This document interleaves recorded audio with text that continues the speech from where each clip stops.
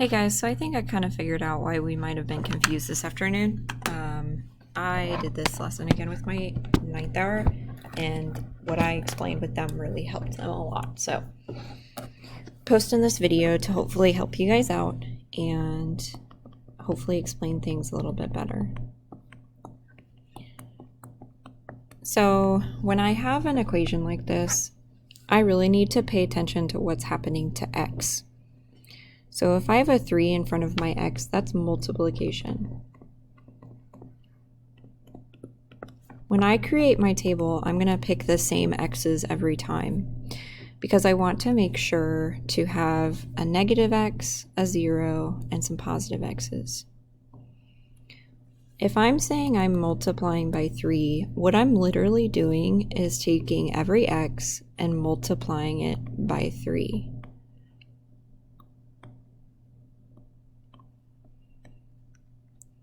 What this does is it creates a different slope. By multiplying by 3, I am tripling the slope or rate of change. My y-intercept has not changed, it's still 0. But instead of going up 1 over 1, I'm going up 3 over 1 and getting much steeper. If this were a hill, you would not want to walk down this or up this. It's a lot more steep. When I have a fraction in front, it's the same exact process, but I am now growing smaller because I'm multiplying by a fraction.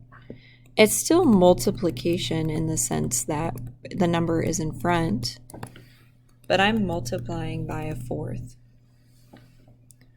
So if I do that, if I multiply all these x's by a fourth, I have again changed my slope. And I've changed my slope because now I'm adding a fourth. My y-intercept is still 0, but instead of going up 1 over 1, I am now growing slower. I'm growing slower. I'm going up 1 over 4, which creates a line that's a lot more shallow. This would be an easier hill to walk up. What changes here is that we are no longer multiplying. There's no number in front of x. So with this, if I have no number in front of x, my slope is not being multiplied by anything. Instead, I am adding 4 on the end.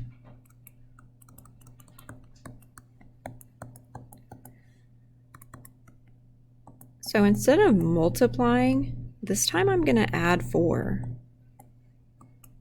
So I'm going to take -1 plus 4, and that's going to give me 3. 0 plus 4, and so on. What I have not changed is my slope. By adding 4, what I have done is I have just added 4 to everything. I'm not changing this difference at all. So I'm still going up 1 over 1, but instead I'm starting at 4. Instead I'm starting at 4. This is just like the parent function, but it has moved up. So I haven't changed the slope. What I've changed is the y-intercept.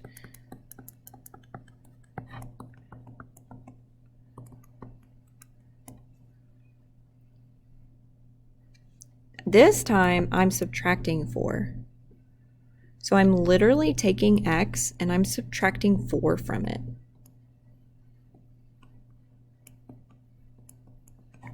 So I'm just taking everything and I'm subtracting 4. This does not change the slope.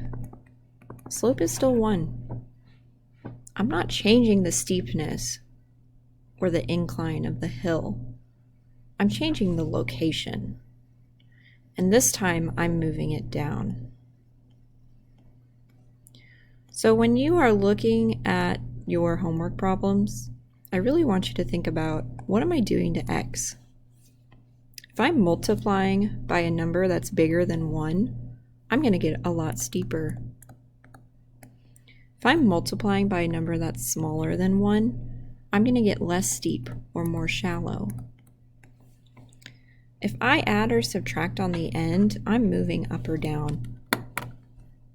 When you put all that together is when you find different slopes and y-intercepts.